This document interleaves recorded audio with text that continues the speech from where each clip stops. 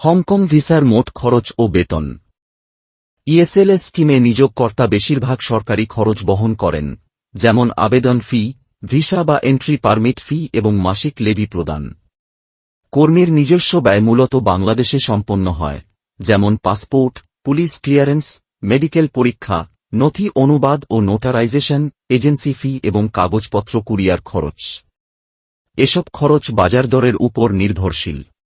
বেতন নির্ধারিত হয় স্থানীয় বাজারের মধ্যমা মাসিক মজুরির সাথে সামঞ্জস্য রেখে, যাতে কম দেওয়া নিষিদ্ধ। হংকংয়ে আইনানুগ ঘণ্টাপ্রতি ন্যূনতম মজুরি রয়েছে, যা ধরলে মাসিক প্রায় 1 লক্ষেরও বেশি বাংলাদেশি টাকায় দাঁড়ায়, তবে প্রকৃত বেতন অনেক ক্ষেত্রেই আরও বেশি হয়। বিদেশি গৃহসহায়িকা ভিসার ক্ষেত্রে ন্যূনতম নির্ধারিত মাসিক বেতন প্রায় 5,000 হংকং ডলার, খাবার না দিলে খাদ্য ভাতা দেওয়া হয় এবং বিমান ভাড়া, চিকিৎসা ও বীমা ব্যয় নিয়োগকর্তা বহন করেন, ফলে কর্মীর সরাসরি খরচ তুলনামূলক কম থাকে।